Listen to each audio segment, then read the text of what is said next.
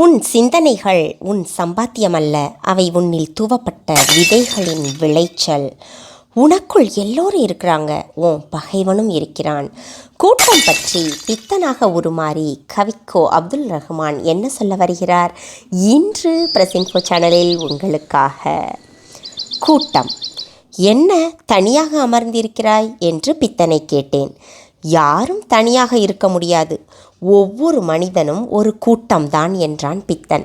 அவன் மேலும் சொன்னான், உன் இரத்தம் ஒரு சமுத்திரம், அதில் வந்து கலந்த நதிகள் எத்தனை என்பதை நீ அறிய மாட்டாய். ஒரு கூட்டலின் மொத்தம் நீ. உன் மதிப்பு உன்னுடையதல்ல. நீ காணும் ஒவ்வொரு காட்சியாலும் நீ கர்ப்பமடைகிறாய். நீ கேட்கும் ஒவ்வொரு ஒளியாலும் நீ பெருகுகிறாய். உன் மூளை முக்கோடி பூக்களின் தேன்கூடு. உன் கைரேகைகள் உன் மூதாதையரின் கையெழுத்துகள்.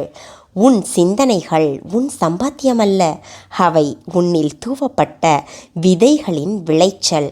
உன் பேச்சு உன்னுடையதல்ல, நீ வெறும் புல்லாங்குழல். உன் குணங்களும் மர்ம கைகள் இட்ட நாணயங்களே, நீ வெறும் உண்டியல்தான். உன் கண்ணீர் உன்னுடையது அல்ல, அது ஒரு மகா சமுத்திரத்திலிருந்து உன் வழியாக கசியும் நீர். நீ வெறும் ஊற்றுக்கண்தான்.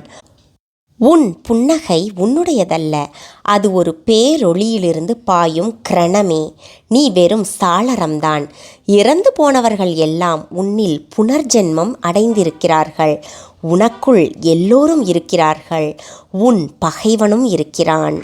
அருமை வார்த்தை பற்றி பித்தனாக கவிக்கோ என்ன சொல்ல வருகிறார்? நாளை மீண்டும் கவிதை பேசலாம். பிரியங்களுடன் பிரசன்னா.